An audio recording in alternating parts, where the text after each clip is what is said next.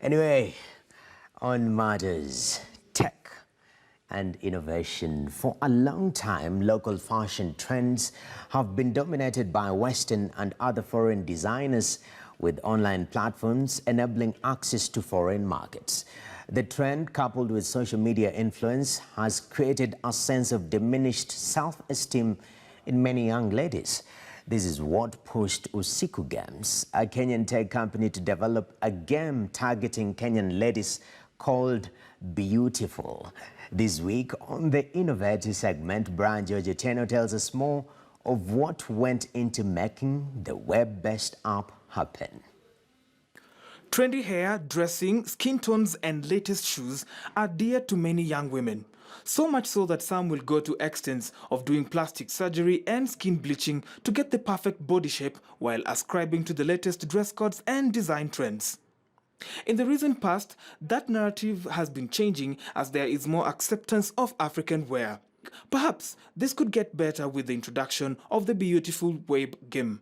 And of course, today we are at Usiku Games in Westlands. We want to find out what innovations they have and the social impact it's having in the community. I caught up with Alex. Hi, Alex. Hey. How are you? I'm well. What do we have here? Welcome to Usiku Games. This is a 6,000 square feet gaming center. Okay. And this is where Usiku Games does its innovation in terms of games.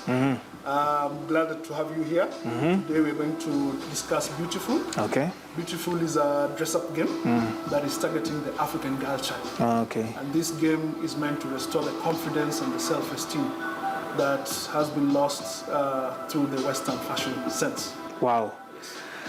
Let's see what we have. So how can you access and play the game? We go to the section for the headwear, and we're able to choose which. Actually, for the lady, she's the one to choose what she wants. So you can see the different headwears here. She can choose braids, you know, the usual calcits that I saw my mom with in the 80s. Yeah, the locks. More ladies are playing it, and they're relating with it.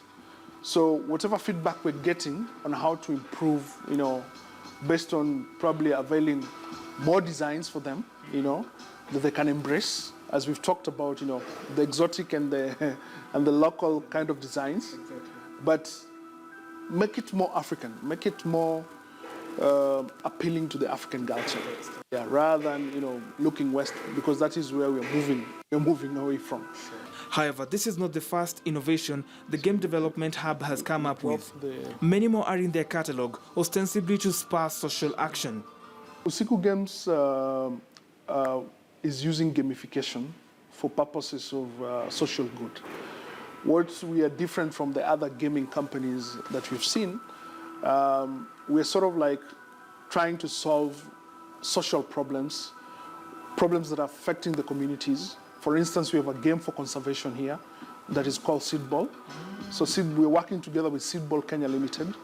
So Seedball Kenya Limited has been, you know, getting the seeds and going to areas that have been deforested, and, you know, just planting the seeds there. They put them in a charcoal so that they can last longer. So when they spread them with the aeroplane, they're able to last on the ground until the rains come, and then now the soil just absorbs them. Citing other black women who have made it, Alex now posits that Kenyan and African women at large need to feel better for themselves, as beauty doesn't have a linear definition. With the involvement of tech in fashion, the Kenyan and the African girl child in general can now feel good in what they wear at the affordable rates they can get. For the Innovator this week on KTN News, I am Brian George Otieno. Oh, amazing. Indeed. And African wear is cool. Maybe we shall try it also on the show. On Fridays, we shall start this Friday. African wear, right? Anyway, moving on swiftly.